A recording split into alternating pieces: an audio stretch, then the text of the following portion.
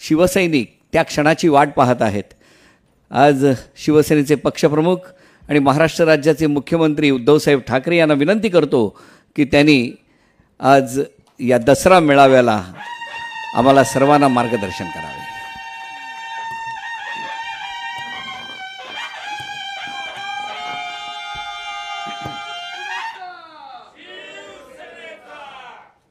जमलेल्या माझ्या तमाम हिंदू बांधवांनो, भगिनींनो आणि मातांनो,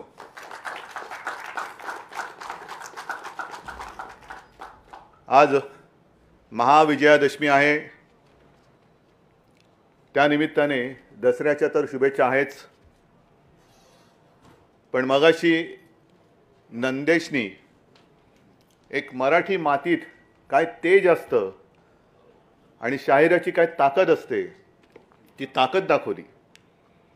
आज धम्मचक्र परिवर्तन दिन पण आहे, त्याच्याही बद्दल शुभेच्छा देतो।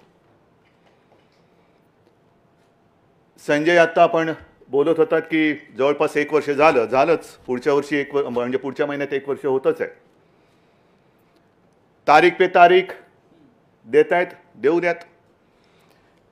मी ज्या वेळेला सुरुवात केली मुख्यमंत्री पदी बसून कारभाराला, त्या दिवसापासून अनेक जण स्वप्न बघतात की सरकार पडेल, सरकार पडेल, सरकार पाडू, आणि तेव्हा दिलेलं आव्हान मी आज सुद्धा देते, हिम्मत असेल तर सरकार पाडून दाखवा। आम्ही तुमच्यासारखे गुळाच्या ढेपेला चिकटणारे मुंगळे नाहीत, पण जर वाटेला जाल तर मुंगळा कसा डसतो ते सुद्धा तुम्हाला दाखवल्याशिवाय राहणार नाही। एका वेगळ्या परिस्थितीमध्ये हा मेळावा आपण घेतो आहोत। 50च लोक आहेत, सभागृह मुद्दामून भरलेलं नाही ना, तर शिवाजी पार्क जिकडे अपुरं पडतं तिकडे सभागृहाची काय कथा। सभागृह ओसंडून कधीच आणि मेळावा शिवसेनेचा सभागृहात होतच नाही, पण नियम आपणच केलेले आहेत आणि आपण नियम केल्यानंतर आपण कसे तोडायचे। आजचा हा दसरा मेळावा मी मुख्यमंत्री आपल्या सर्वांच्या आशीर्वादाने झाल्यानंतर पहिला दसरा मेळावा आहे आणि या मेळाव्यामध्ये खरं म्हणजे महाराष्ट्राच्या कानाकोपऱ्यातून जो तुफान महासागर लोटला असता, तो तुफान महासागर त्याला भरती येते, पण मला खात्री आहे की त्या लाटा इथपर्यंत आलेल्या नसल्या तरी तो महाराष्ट्रामध्ये महासागर उचंबळून उसळून आजचा सोहळा आपला बघतोय। मला पहिला दसरा मेळावा आठवला, माझ्या आजोबांचं भाषण आठवलं, प्रबोधनकारांचं भाषण, आणि त्या भाषणामध्ये ते म्हणाले होते की महाराष्ट्र हा काही लेच्यापेचांचा प्रदेश नाही आहे, लेच्यापेचांचा देश नाही आहे, ही वाघाची औलाद आहे आणि त्याला जर का डिवचलं तर काय होतं याचे इतिहासात दाखले आहेत, भविष्यात पाहायचे असतील तर पाहायला मिळतील। तोच हा महाराष्ट्र आहे आणि त्या महाराष्ट्राचा मी आपल्या सगळ्यांच्या आशीर्वादाने मुख्यमंत्री आहे। आज देखील छत्रपतींचा हा महाराष्ट्र जो महाराष्ट्राच्या हिताच्या आड येईल त्याला आडवा करून त्याच्या छाताडावरती गुढी पाडवा करण्याची ताकद आणि हिंमत घेऊन पुढे जाणारा महाराष्ट्र। येऊनच बघा तुम्ही। नेहमीप्रमाणे त्यावेळेला शिवसेना प्रमुखांचं भाषण हे असायचंच, तेच घेत घेत ते विचारांचं सोनं अजूनही आपल्या हृदयामध्ये आहे आणि तेच विचारांचं सोनं घेऊन आपण पुढे चाललेलो। पण प्रत्येक दसऱ्या मेळाव्याला नेहमी बातम्या यायच्या की आज शिवसेना प्रमुख काय म्हणणार, तसंच आज पण आलंय, उद्धव ठाकरे काय बोलणार, कोणाला टार्गेट करणार। हा दसरा मेळावा म्हणजे काही टार्गेटपणा नाही आहे कोणालाही टार्गेट करायला, पण काही जणांना काय होतं की सध्या कोरोना जोरात आहे, बिहारमध्ये मोफत लस देणार आहेत, पण आपल्याकडे काही जणांना दरवर्षी लस इंजेक्शन देण्याची गरज असते।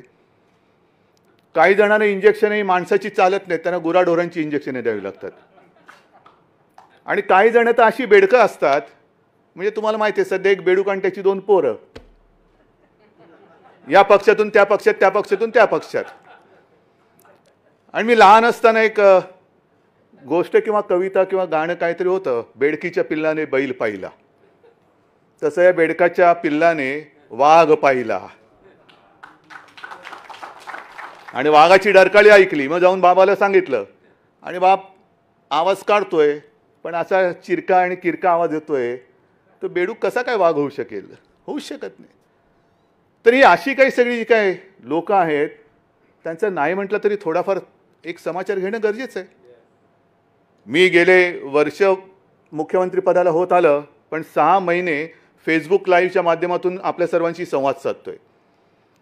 आणि त्याही वेळेला मी म्हटलं होतं की शक्यतोवर मी फेसबुक लाईव्ह करत असताना मी माझ्या महाराष्ट्राच्या कुटुंबियांशी बोलत असतो. आज माझं शिवसेनेचं कुटुंब आणि महाराष्ट्राचं कुटुंब एकत्र होऊन माझे शब्द ऐकतायत. पण तेव्हा एकदा मी असं बोललो होतो की मुख्यमंत्री पदाचा मास्क बाजूला ठेवून जसा आज तो ठेवलेला आहे, मी एक ना एक दिवस आपल्याशी बोलेन. आणि म्हणून कदाचित जर इकडचा शब्द तिकडे गेला तर मुख्यमंत्री असं म्हणतात, मुख्यमंत्र्यांना शोभतं का, तर मुख्यमंत्री आणि शिवसेना पक्षप्रमुख असं थोडंसं एक संमिश्र भाषण मी करण्याचा प्रयत्न करतोय. मला संयमाचं महत्त्व माहिती आहे, कारण संयमातला स गेला तर यम राहतो. तो कोणाच्या नशिबी जाईल तो जाऊ देत. पण माझा प्रयत्न असा राहणार आहे की शक्यतोवर संयमाने बोलायचं. मगाशी हे सगळे मुद्दे आपल्या लोकांच्या डोक्यामध्ये घोळतातच आहेत. हे यांना बोलायचं करी. एवढं सगळं होतंय, टीका होते, टिप्पणी होते, चारित्र्यहनन, खोटे नाटे आरोप, आळ घेतले जात आहेत. पण शिवसेना गप्प कशी? मी त्या सर्वांना सांगतो की हे सगळे जे मर्द शिवसैनिक आहेत, शिवसेना प्रमुखांचे मर्द, त्यांच्या विचाराने टक्कर देणारे शिवसैनिक हे केवळ आणि केवळ मी शिवसेना प्रमुखांचा सुपुत्र म्हणून माझं ऐकतायत. हे माझं नाही, तुमचं नशीब समजा. कारण जर का त्याने ऐकलं नसतं आणि ते शांत राहिले नसते तर काय झालं असतं कल्पना करून बघा. मी येण्यापूर्वी स्मृतिस्थळावरती गेलो, तिकडे वंदन करून, शिवसेना प्रमुखांना वंदन करून इथे आलो. नाही म्हटलं तर एक शिवसैनिक तिकडे होतेच आणि ती एक घोषणा ऐकायला आली, हमसे जो टकराएगा मिट्टी में मिल जाएगा. ज्याला कोणाला टक्कर देण्याची खुमखुमी असेल त्यांनी टक्कर देण्याचा प्रयत्न करून बघावा. ज्या महाराष्ट्राच्या मातीने औरंगजेब गाडला, अफजल खान गाडला, ती तीच पवित्र माती, ज्या मातीतून छत्रपती शिवाजी महाराजांसारखं एक तेज जन्माला आलं, ती तीच माती आहे. आणि तिच्यामधलं तेज हे आज सुद्धा तसंच ताजं तवानं आणि तेवढंच मजबूत आहे. हिंदुत्वाबद्दल आम्हाला प्रश्न विचारले जात आहेत. का? तर मंदिरं अजून उघडत नाही म्हणून. तुम्हाला सगळ्यांना माहिती आहे, एक तर आपण कोणाच्या वाटेला जायचं नाही, सगळ्यांना आदर सत्कार करायचा. कारण महाराष्ट्र छत्रपती शिवरायाचा महाराष्ट्र आहे, तसंच तो साधू संतांचा महाराष्ट्र आहे. वडीलधाऱ्यांचा मान सन्मान ठेवायचा. पण तुम्ही जर का उगाच आमच्या वाटेला आलात, जर माझ्या आजोबांच्या भाषेत वाघाला डिवचण्याचा प्रयत्न केलाच तर वाघ काही शेपूट हलवणारं मांजर नाही आहे, तो फटका मारणार. मारून घ्यायचा असेल फटका जरूर घ्या. पण आम्हाला हिंदुत्वाबद्दल विचारतायत. कोण विचारतंय? ज्या वेळेला बाबरी पाडली गेली आणि जो सगळा कल्लोळ अख्ख्या देशामध्ये उसळला होता, कोणाची हिंमत नव्हती. सगळेजण आता जे हिंदुत्वावरती प्रश्न विचारतायत ते त्यावेळेला शेपट्या घालून कुठल्या बिळात लपले होते काही कल्पना नाही. कदाचित त्यावेळेला ज्यांचं नाव त्यांच्या कुटुंबाव्यतिरिक्त बाहेर कोणालाही माहिती नसेल अशी माणसं आम्हाला विचारतायत, तुमचं हिंदुत्व कुठे गेलं? का तुम्ही अचानक सेक्युलर झालात? शिवसेना प्रमुखांचं हिंदुत्व आणि तुमचं हिंदुत्व याच्यामध्ये जमीन आसमानाचा फरक आहे. जे हिंदुत्व शिवसेना प्रमुखांनी आम्हाला शिकवलं ते हिंदुत्व म्हणजे शिवसेना प्रमुख जे बोलायचे की मला देवळात घंटा बडवणारा हिंदू नकोय. बडवायच्यात घंटा तुम्ही बडवा, दुसरे येतंय काय बडवायला तुम्हाला? मला अतिरेक्यांना बडवणारा हिंदू पाहिजे. देवळात घंटा बडवा, नाही का करोना आल्यानंतर घंटा बडवा, थाळ्या वाजवा, हेच तुमचं हिंदुत्व. दुसरं काय हिंदुत्व तुमच्याकडे? सगळ्यांना वाटलं गेला करोना, घंटा बडवा, थाळ्या बडवा. काही जण मला सांगत होते की आता पुढच्या रविवारी बघा. म्हटलं काय? बेडूक उड्या मारायला सांगणार. आणि त्याच्या पुढच्या रविवारी बघा. म्हटलं काय? कोलांट्या उड्या मारायला सांगणार. मग त्याच्यानंतर दोरीच्या उड्या. म्हटलं हे कसलं हिंदुत्व आहे? आमचं हिंदुत्व असं नाही आहे. आज सुराजा सावरकर सभागृहात मी बोलतो आहे. हिंदुत्व म्हणजे काय? आमच्याकडे आपल्या एक संस्कृती आहे की माता पहिली, माय मरो आणि गाय जगो हे आमचं हिंदुत्व नाही आहे, अजिबात नाही आहे. आज महिलांवरती अत्याचार होत आहेत, हत्या होते आहे. हे नुसतं आरोपासाठी मी बोलत नाही की बघा बघा तुमच्या राज्यामध्ये काय चालेल, नाही, कुठेच होता का म्हणे. जसं त्या गोवंश हत्याबंदीचा तुम्ही कायदा केलात, आम्हाला हिंदुत्व शिकवताना महाराष्ट्रामध्ये गोवंश हत्याबंदीचा कायदा आणि गोव्यामध्ये का नाही? मी विधानसभेत जे बोललो होतो की इथे गाय म्हणजे माता आणि पलीकडे जाऊन खाता, हे तुमचं हिंदुत्व. हे असं बुरसटलेलं आणि सगळी रया गेलेली हिंदुत्व हे नाही आहे. हिंदू म्हणजे कसा पाहिजे, जे शिवसेना प्रमुख सांगायचे की हिंदुत्व हे आमचं राष्ट्रीयत्व आहे, हिंदुत्व हे आमचं राष्ट्रीयत्व आहे. आणि आज मी मुद्दामून काही कागदपत्र घेऊन आलेलो आहे. का घेऊन आलेलो आहे? कारण काही जणांची वाक्य मला खरंच आज सकाळी संघाचा कार्यक्रम झाला आणि त्या संघाच्या कार्यक्रमामध्ये जसं आपण या सभागृहामध्ये एक मर्यादित स्वरूपामध्ये हा आपला मेळावा परंपरा फार महत्त्वाची आहे. परंपरा आपण सांभाळत हा कार्यक्रम करतो आहे. सकाळी मोहनजी भागवत यांनी हिंदीमधून सर्व देशाला उद्देशून एक भाषण केलं आणि त्यांचं वाक्य आहे, माझं नाही आहे. जे त्यांना मानणारे आहेत, त्यांच्यासारखी काळी टोपी घालणारे आहेत, त्या टोपीखाली जर का डोकं असेल, त्या डोक्याला म्हणा ह्या वाक्याचा विचार करा आणि हे हिंदुत्व तुम्हाला पटते का? कारण तुमच्या सरसंघ चालकांनी सांगितलेलं आहे. शिवसेना प्रमुखांचं हिंदुत्व आम्हाला प्यारा आहेच. ते तुम्ही मानता येत नसेल, तेवढी तुमच्यात हिंमत असेल नसेल, पण निदान सरसंघ चालकांनी सांगितलेलं हिंदुत्व तरी तुम्ही मानतात की नाही? आणि त्यांचं वाक्य आहे, हिंदुत्व हिंदू राष्ट्र इसको लेकर भ्रम पैदा करने वाले लोग हैं. कौन है, कहाँ है, कौन ये लोग हैं, पता है आपको, कहाँ रह रहे? हिंदुत्व एक ऐसा शब्द है जिसके अर्थ को पूजा से जोड़कर संकुचित किया गया है. मंदिर का नाही उघडत, तुम्ही हिंदुत्व सोडलात का सेक्युलर झालात, हे सरसंघ चालकांचं वाक्य आहे. हे सरसंघ चालकांचं वाक्य आहे. नुसते टोप्या नका घालू एकमेकाला. त्या टोपीखाली मी पुन्हा सांगतो, जर डोकं असेल तर त्या डोक्यामध्ये मेंदू असेल तर त्या मेंदूला पहिलं हिंदुत्व म्हणजे काय हा अर्थ तुम्ही तुमच्याच सरसंघ चालकांकडून समजून घ्या आणि मग खरडेघाशी करा. ज्या वेळेला संपूर्ण देशात मी पुन्हा एकदा सांगतो, आगडोंब उसळल्यानंतर शिवसेना प्रमुख आणि शिवसैनिक नसते तर मुंबई महाराष्ट्र वाचला नसता. त्यावेळेला तुम्ही कुठेही दुरान्वयाने सुद्धा तुमचा संबंध नव्हता आणि आज तुम्ही आमच्या अंगावरती येत आहे का? खुर्चीवरती बसलात म्हणून. मग जे शिवसेना प्रमुख सांगायचे की जो सर्वसामान्य माणूस असतो त्याच्या तळहातावरती भाग्यरेषा असते, हे नशीबवान यांच्या कुठे भाग्यरेषा उमटले ते त्यांनाच कळत नाही आहे. अशी काही भाग्यरेषा उमटलेली माणसं असतात, 2-4 दिवसासाठी ती रेषा असते, पण त्यांना असं वाटतं की ही भाग्यरेषा माझ्यावरती उमटले म्हणजे मीच भाग्यविधाता झालो की काय. नाही, एवढे सारी गोष्ट नाही आहे. आणि त्याच्यानंतर सुद्धा मोहन भागवत जे म्हणतायत हे फार महत्त्वाचं आहे. म्हणजे खरं म्हणजे आजचं मोहन भागवतांचं जे भाषण आहे संजय उद्याच्या आपल्या सामनामध्ये व्यवस्थित छापलं पाहिजे, कारण फार मोलाचे त्यांनी विचार मांडलेले आहेत. एकतर हिंदुत्वाचा अर्थ त्यांनी सांगितलेला आहे, जे हिंदुत्व शिवसेना प्रमुखांना अभिप्रेत आहे जवळपास तसंच हिंदुत्व त्यांनी ते हिंदुत्व म्हणजे नुसतं देव मंदिर पूजा अर्चा त्याच्यापुरतं ते हिंदुत्व मर्यादित नाही आहे. त्या पलीकडे जाऊन जे व्यापक हिंदुत्व आहे हे त्यांनी सांगितलेलं आहे. आणि त्याच्यानंतर त्यांनी सगळ्या राजकारण्यांबद्दल जे बोललेलं आहे हे सुद्धा त्यांच्याच जी राजकीय शाखा आहे, संघाची जी राजकीय शाखा आहे त्या राजकीय शाखेनेही ह्याच्यावरती विचार करण्याची गरज आहे. कारण आज मोहनजी पुन्हा म्हणालेले आहेत की राजकारण म्हणजे शत्रूमधील युद्ध नव्हे. फार महत्त्वाचं वाक्य आहे. राजकारण म्हणजे शत्रूमधील युद्ध नव्हे, विवेक पाळा. हे कोणाला उद्देशून त्यांनी बोललेले असतील? आम्ही विवेक पाळतोय नाही पाळतोय, भाजप विवेक पाळते नाही पाळते. आज कोरोनाचं संकट सगळीकडे असताना सुद्धा जे काय राजकारण आणि राज्यामधली सरकार हे सरकार पडेल ते सरकार पाडू, कशाला पाडापाडी करताय? कशाला पाडापाडी करताय? जेवढं लक्ष तुम्ही तुमच्या पक्षावरती देत आहात, जे मध्ये मला सांगायचं ना, मोदीजी एवढे तास काम करतात आणि एवढ्या वेळेत झोपतात, तेवढ्या वेळेच उद्धव ठाकरेंनी काम केलं तरी काय काम होईल? उद्धव ठाकरे काय काम करतोय हे नुसतं तुम्हाला गरगर गरगर गरगर फिरून चालणार नाही. तसं भोवरासुद्धा फिरतो, सुदर्शन चक्रसुद्धा फिरत असतं, भुईचक्रसुद्धा फिरत असतं. त्या फिरण्याला काय अर्थ नसतो.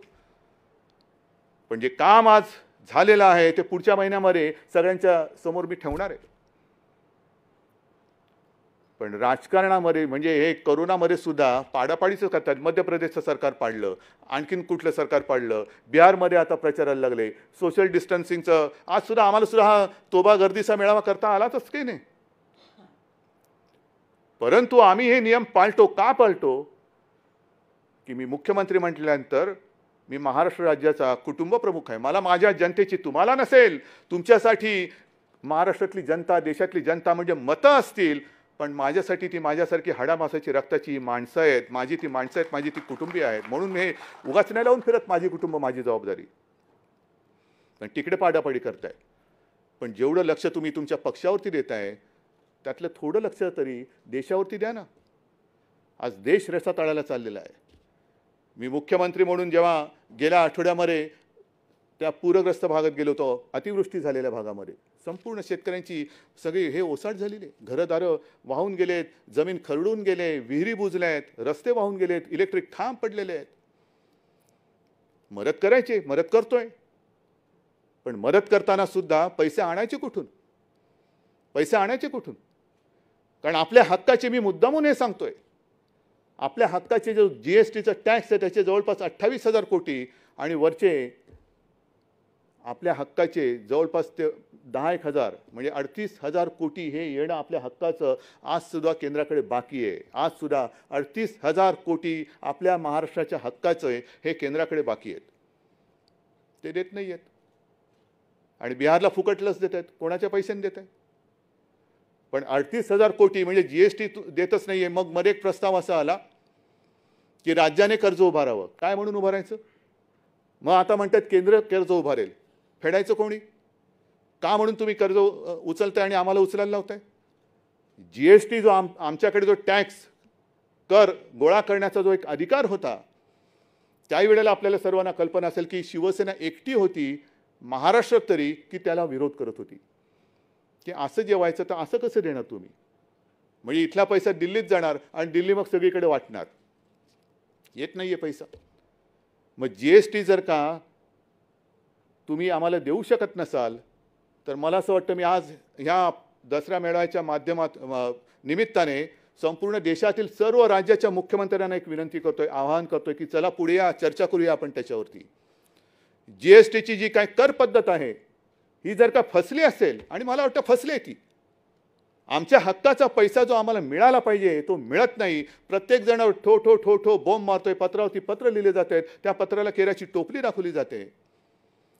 आणि ते जर का पैसे मिळत नसतील आणि ही जीएसटीची पद्धत जर का फसलेली असेल तर मला असं वाटतं पंतप्रधानांनी सुद्धा प्रामाणिकपणाने चूक मान्य करून एक तर त्याच्यात सुधारणा केली पाहिजे, आणि नाही तर ही जीएसटीची पद्धत रद्द करून पुन्हा जुन्या कर प्रणालीवरती जाण्याची आज गरज असेल तर तसं त्यांनी गेलं पाहिजे. की मी आज देशातील सगळ्या मुख्यमंत्र्यांना आवाहन करतो, या आपण बोलूया, सगळेजण आपण बोलूया. कारण हा देश म्हणजे कोणत्या एका पक्षाची मक्तेदारी नाही आहे, एका पक्षाची मक्तेदारी नाही आहे. आणि केवळ भारतीय जनता पक्षाला सत्ता मिळाली आणि त्यांना सत्ता करण्यासाठी हा भूभाग जणू काय 1947 साली अनेक क्रांतीवीरांनी बलिदान करून, अनेक आंदोलनं करून, लाठ्या काठ्या गोळ्या खाऊन हा तुमच्यासाठी स्वतंत्र केलेला नाही. हा स्वतंत्र हा देश ह्या देशातील गोरगरीब जनतेसाठी केलेला आहे. आणि जी एक मस्ती इंग्रजांची होती की कुठेही जा जगामध्ये आमच्या साम्राज्यावरती सूर्य मावळतच नाही. इंग्रज मावळले पण सूर्य उगवतच आहे, सूर्य उगवतच आहे, अजून सूर्य नाही कोणाला थांबत. आणि तशीच जर का मस्ती भारतीय जनता पक्षाकडे असेल की काश्मीरपासून कन्याकुमारीपर्यंत हा संपूर्ण हिंदुस्थान आम्ही पाराक्रांत करू शकला असतात. पण ती वेळ, ती संधी ती गमावलीत, कारण तुमची वृत्ती त्याला कारणीभूत ठरली. आज सुद्धा बिहारमध्ये इलेक्शन होत आहेत. त्यांनी सांगून टाकलेले की कोणाच्याही जागा कितीही होत, पण नितीश कुमारच आमचे मुख्यमंत्री असतील. नितीश कुमार जी, आपको मैं शुभकामनाएं देता हूं. नाही, त्यांना कळावं म्हणून मी जरा हिंदीमध्ये बोललो. याचं कारण असं की बरोबर जो डाव त्यांनी हरियाणाच्या कुलदीप सिंग बिश्नोई सोबत खेळला. कुलदीप सिंग बिश्नोई, माझ्याकडे आज सुद्धा ते क्लिपिंग आहे. काय ठणाणा बोंबलत होते तिकडे सगळे भाजपवाले की हरियाणा का अगला मुख्यमंत्री कुलदीप सिंग बिश्नोई होगा. सगळे असं वातावरण भरून गेलं होतं. लोकांनी पटपट सगळ्यांना त्यांना मतं दिली, पण कुलदीप सिंग बिश्नोईचा पत्ता कट करून टाकला, स्वतःचं राज्य तिकडे आणलं. महाराष्ट्रामध्ये हाच डाव आपल्याशी खेळला होता, खेळण्याचा प्रयत्न केला होता. हेच जे आज माझं भाषण ऐकतायत तुम्ही सगळेजण त्याला साक्ष आहात. 2014 साली सुद्धा हाच डाव खेळला होता, 2019 सुद्धा हाच केला की बरोबर शिवसेनेच्या उमेदवारांच्या विरुद्ध एक कुठून तरी असाच पक्ष पकडून आणला, त्याला उभं करून टाकलं. जा लढ, शिवसेनेच्या विरुद्ध लढ. मोदी से बैर नाही, नितीश तेरी खैर नाही. म्हणजे सरळ सरळ युती नाही करायची, पडद्या मागून सगळं करायचं, बंद दाराआड सगळं करायचं. आपल्याबरोबर शिवसेनेबरोबर तोच डाव केला. पण शिवसेनेबरोबर डाव केल्यानंतर, खेळल्यानंतर मी त्याही वेळेला बोललो होतो आणि आजही सांगतो की छत्रपती शिवाजी महाराजांकडनं जे काय आपण शिकलो आणि शिकायला पाहिजे, नाहीतर जर का काही शिकलो नाही तर छत्रपती शिवाजी महाराज की जय बोलण्याचा आपल्याला अधिकार नाही. छत्रपतींनी जे आपल्याला शिकवलं की एक तर कोणाच्या पाठीत वार करायचा नाही, पण जर कोणी पाठीत वार केला तर त्याचा कोथळा बाहेर काढल्याशिवाय राहायचं नाही.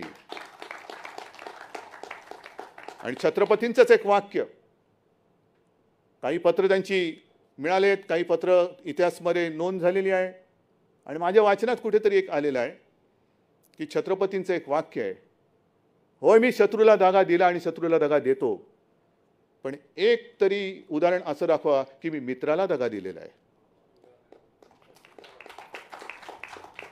एक तरी उदाहरण असं दाखवा की मी मित्राला दगा दिलेला आहे. मग आम्ही तुमच्या सोबत राहिलो होतो, ती तळमळ नाहीये किंवा माझं टार्गेट भाजप नाहीये, अजिबात नाहीये. पण एकूण देशाची जी काही विल्हेवाट लागत चाललेली आहे, राजकारण आहे की राजकारण, हे मोहन भागवत यांच्या वाक्यावरती मी बोलतोय. बिहारमध्ये सुद्धा ते नितीश कुमारला आज जे पुढे करतायत, आम्ही तर म्हणत होतो मोहनजी भागवतना राष्ट्रपती केलं पाहिजे, ही आपली मागणी होती. नाही ऐकलीत, ऐकलं नाही त्यांनी. पण आज कोणाच्या गळ्यात गळे तुम्ही घालताय? शिवसेना नको, हिंदुत्ववादी शिवसेना तुम्हाला नकोशी झाली. मोहन भागवतना राष्ट्रपती करा म्हणणारी शिवसेना तुम्हाला नकोशी झाली. हिंदुत्व हेच राष्ट्रीयत्व म्हणणारी शिवसेना तुम्हाला नकोशी झाली. पण संघमुक्त भारत म्हणणारे नितीश कुमार, त्यांच्या गळ्यात गळा तुम्ही घालतात. मग मला हिंदुत्वावरती प्रश्न विचारणाऱ्यांना मला विचारायचं आहे की असं काय झालं नेमकं? ज्या वेळेला 2014 साली निवडणूक आली होती, नितीश कुमार तोपर्यंत आपल्या युतीत होते.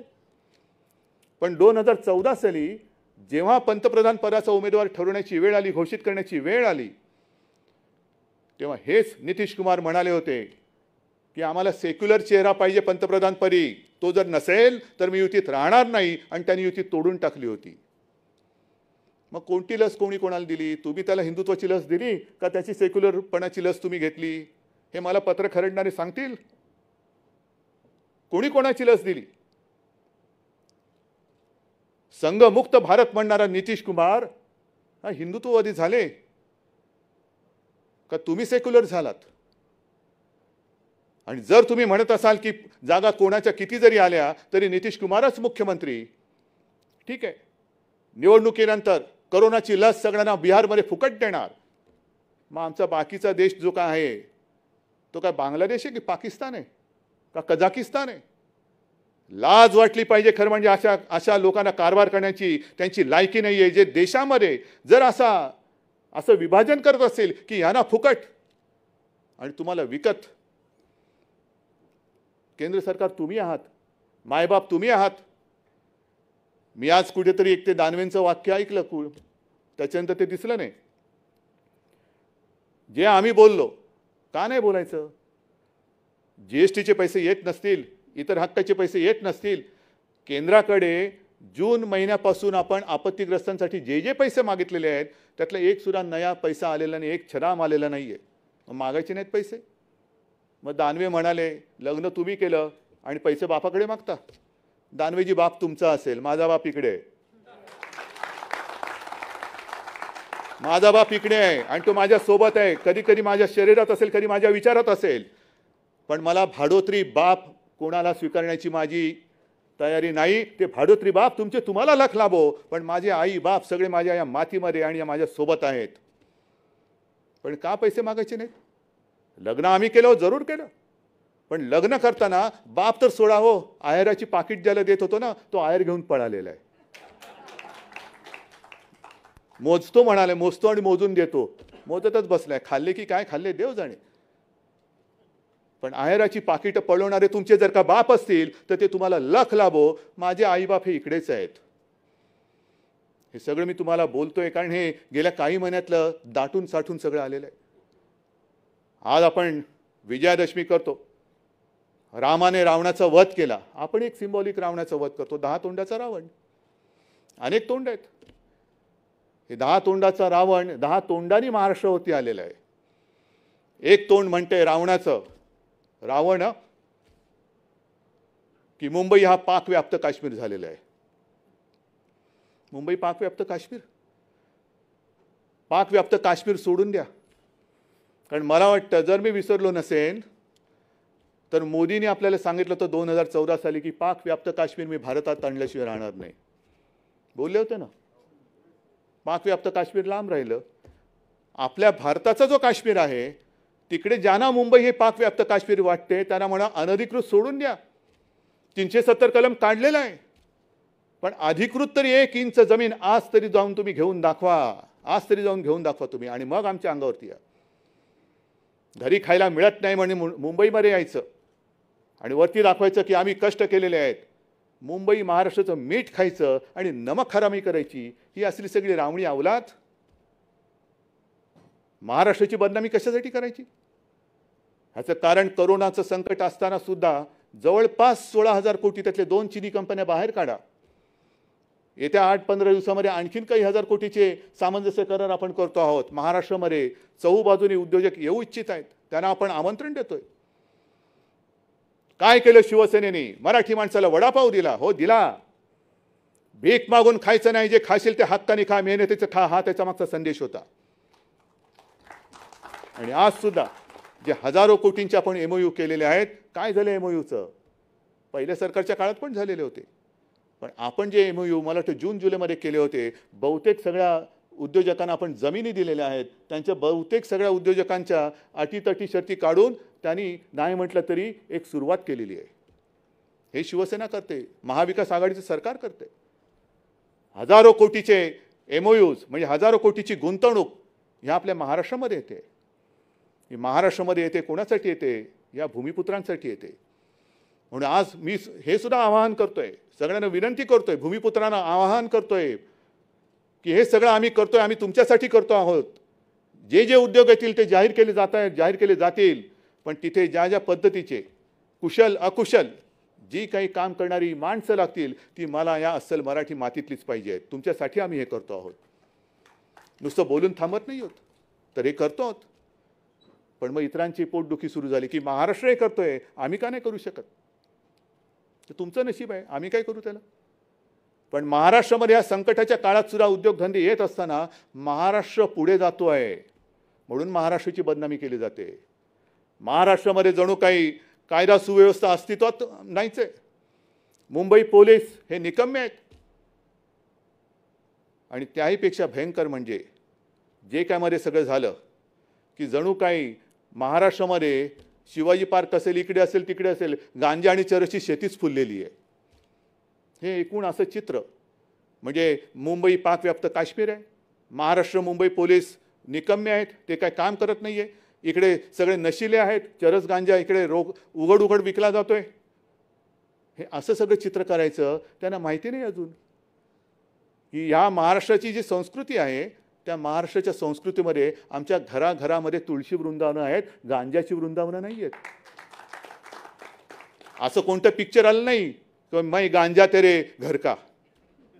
हे तुमच्या घरात असेल, गांजाची शेती जिकडे असेल कुठे आहे ते तुम्हाला माहिती आहे. पण एकूण महाराष्ट्राची वाट लागलेली आहे. कायदा सुव्यवस्था नाही, सगळे नशिली लोक आहेत, पोलीस नाहीत, हे नाही, पाकव्याप्त काश्मीर झाले. एवढी बरबादी करून टाकायची आणि ती सुद्धा पोलिसांची मानहानी मी का सहन करू? जसा मी तुमचा कुटुंब प्रमुख आहे तसा होय मी माझ्या मुंबई आणि महाराष्ट्र पोलिसांचा सुद्धा कुटुंब प्रमुख आहे. आणि मला त्या पोलिसांबद्दल, पोलीस दलाबद्दल अभिमान आहे. जगामध्ये असं कोणतंही पोलीस दल नाही की ज्यांनी स्वतःच्या छातीवरती गोळ्या झेलून जिवंत अतिरेक्याला पकडून देणारं एकमेव पोलीस दल आहे. त्याचा मला अभिमान आहे. तुकाराम ओंबळे त्यांनी कसाबला पकडलं, कोणीच नाही असं आहे. आणि असे पोलीस केवळ महाराष्ट्र पुढे जातोय म्हणून त्यांना तुम्ही बदनाम करून टाकायचं. ह्या सगळ्या गोष्टी बघितल्यानंतर आणि पुन्हा तेच खरं म्हणजे पाकव्याप्त काश्मीर, मुंबई का पाकव्याप्त काश्मीर झालंय, हां हे आमचं होऊच शकत नाही ते. पण असं बोलणं म्हणजे मोदींचा अपमान आहे. कारण मोदी पंतप्रधान गेले 6 वर्ष आहेत. त्यांनी सांगितलं होतं की मी पाकव्याप्त काश्मीर आपल्या देशामध्ये आणेन. पाकव्याप्त काश्मीरमध्ये ते पाऊलच ठेवू शकत नाही. पण ते राज्य करत असलेल्या देशामध्ये जर पाकव्याप्त काश्मीर तयार होत असतील तर ते अपयश हे पंतप्रधानांचं आहे, राज्याचं असू शकत नाही. आमच्या राज्यात ते नाहीच आहे. देशात इतरत्र कुठे असेल तर ते त्यांनी जाऊन शोधावं. हे पंतप्रधानांचं अपयश आहे. आणि मग हे सगळं झाल्यानंतर एक कोणतरी त्याने आत्महत्या केली, लगेच तो बिहारचा पुत्र असेल ना. पण बिहारचा पुत्र जर त्याने आत्महत्या केली त्याच्यात काही काळबेर असेल, माझ्या मुंबईच्या महाराष्ट्राच्या पोलिसांनी तेही शोधून काढलं असतं असेल तर. पण लगेच तो बिहारचा पुत्र झाला. पण बिहारचा पुत्र म्हणून त्याच्याबद्दल गळे काढणारे तुम्ही महाराष्ट्राच्या पुत्रावरती चिखलफेक करायला लागलात. महाराष्ट्र सरकारवरती, महाराष्ट्र संपूर्ण या प्रदेशावरती, ठाकरे कुटुंबियांवरती, आदित्यवरती तोंडात शेण भरून भरून, होय मी जाणीवपूर्वक बोलतोय, तोंडात शेण भरून भरून गोमूत्राच्या गुळण्या तुम्ही आमच्यावरती टाकल्या. काय झालं? टाकल्यात ना गुळण्या. आता तेच शेण भरलं तोंड आणि गोमूत्राने भरलेलं तोंड ते गिळा आणि ढेकर देऊन गप्प बसा. कारण इकडे तुम्ही आमचं काही वाकडं करू शकत नाही. कारण आम्ही हाताने स्वच्छ आहोत. पापी वृत्तीचे आम्ही माणसं इकडे नाही आहोत. स्वतः शेण खायचं आणि दुसऱ्याचं तोंड हुंगायचं. अरे तुमच्याच तोंडाला आणि धोत्राला वास येतो गोमूत्राचा, मी काय करू त्याला? मी काय करू त्याला? पण आमच्या अंगावरती येत आहात. हा जो काही महाराष्ट्राचा द्वेष आहे, महाराष्ट्र द्वेष्टे, ही सगळी अवलाद बघितल्यानंतर मी तमाम माझ्या महाराष्ट्रातील माता भगिनींना आणि बांधवांना एक आवाहन करतोय की सावध राहा, सावध राहा. हे एक तर देश खतम करतायत. देशाचे तुकडे आपण होऊ देणार नाहीत. मुंबई तर ते महाराष्ट्रापासून तोडू शकतच नाहीत. कारण शिवसेना प्रमुखांनी, याच शिवसेना प्रमुखांनी शिवतीर्थावरून इशारा दिलेला आहे की जो कोणी मुंबई महाराष्ट्रापासून तोडण्याचा प्रयत्न करेल त्याच्या देहाचे आम्ही तुकडे केल्याशिवाय राहणार नाही. ही शिवसेना जिवंत आहे आणि शिवसेना मुंबईचा लचका कोणालाही महाराष्ट्र द्वेष्टाला तोडू देणार नाही. हा संपूर्ण आमचा इतिहास आहे. ही सगळी आमची वृत्ती आहे. हा आमचा स्वभाव आहे. आम्ही शांत आहोत पण शंड नाही आहोत, अजिबात नाही आहोत. ती आमची संस्कृती आहे. जर आमच्याशी सभ्यतेने वागाल तर आम्ही सुद्धा सभ्यतेने वागू. नाहीतर रामदास म्हणालेच आहेत, भले तरी देऊ काय ती कासेची लंगोटी, नाहीतर नाठाळ्याच्या हाती हाणू काठी. ती काठी बिठी तुमच्याकडे नुसती लाठीकाठी असेल, पण आमच्याकडे मनगट असं मजबूत आहे. तलवारीने युद्ध जिंकलं जातं, पण तलवार पकडायला मनगट मजबूत असतं. ते मनगट आमच्या शिवसैनिकांमध्ये आहे आणि या महाराष्ट्रातल्या छत्रपतींच्या मर्द मराठी माणसामध्ये आहे. बोलण्यासारखं खूप आहे, सांगण्यासारखं खूप आहे. पण हे सांगत सांगत सांगत सगळं गेलं तर ह्यांचे सगळे जे काही कोण किती म्हणजे पापामागून पाप ही उघडी पडायला लागतील. जो काही कारभार आम्ही करतो आहोत तो तुमच्या सगळ्यांच्या हितासाठी आणि तुमच्या सगळ्यांच्या आशीर्वादाने करतोय. पण भारतीय जनता पक्ष जे काय करत आहे, अरे निदान या मातीशी तरी आणि तुमच्या मातेशी तरी इमान ठेवा ना. मित्रपक्षाची ठेवू नका. पण ज्या मातीत तुम्ही जन्माला आलात आणि जर आम्ही महाराष्ट्राच्या हिताचा निर्णय घेतला असेल तर अगदी फटाके नका वाजू, पण निदान खोटं तरी बोलू नका. एक निर्णय जो आपण घेतला तो म्हणजे आर्याचं जंगल वाचवण्याचा.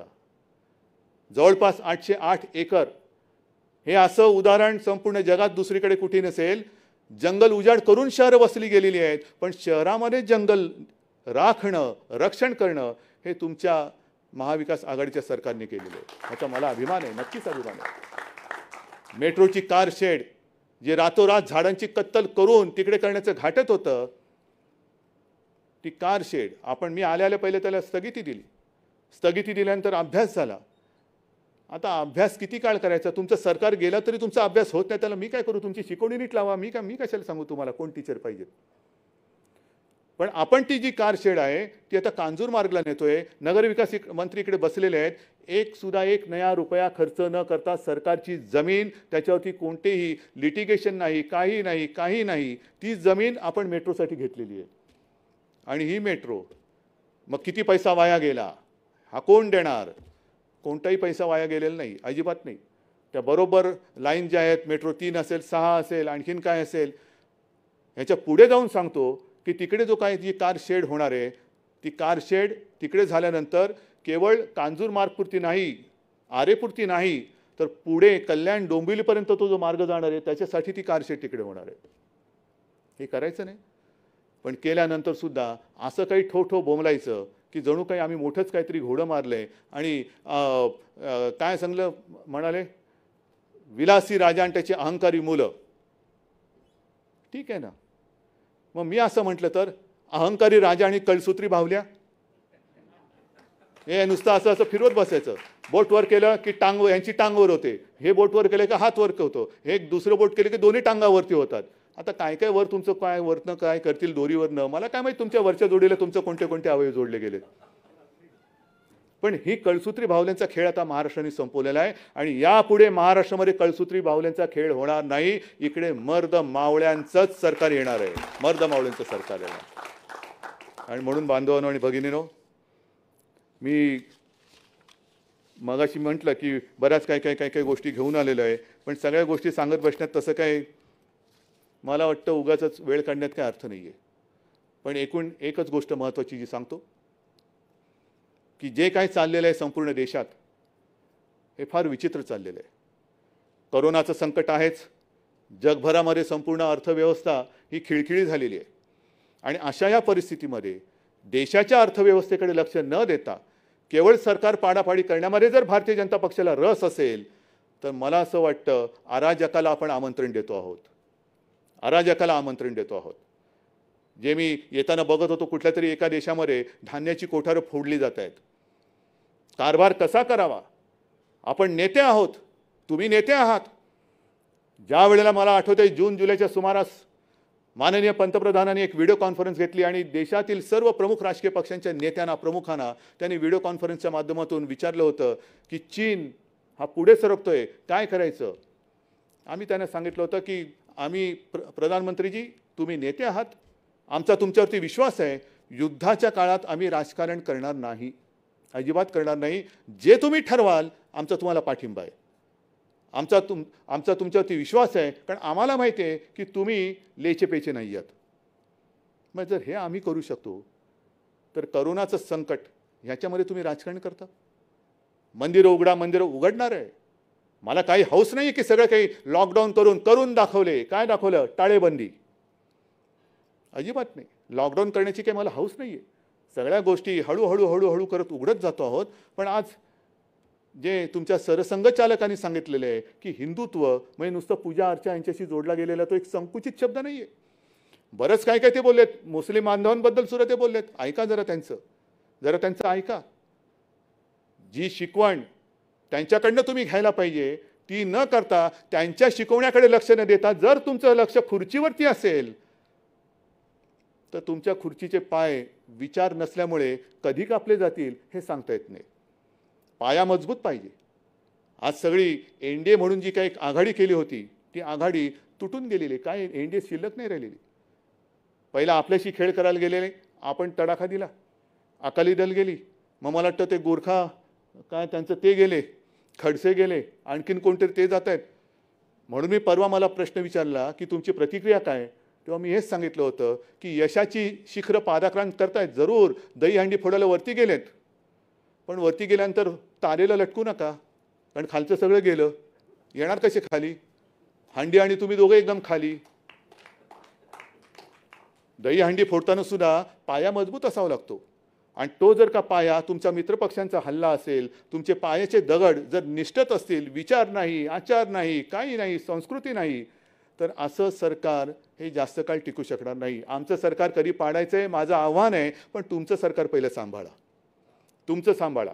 कारण एक दिवस जनता उठेल आणि ते म्हणतील हे नाही तर कोण, हा जो काय प्रश्न होता, तर जनता म्हणेल कोणी चालेल पण हे नको.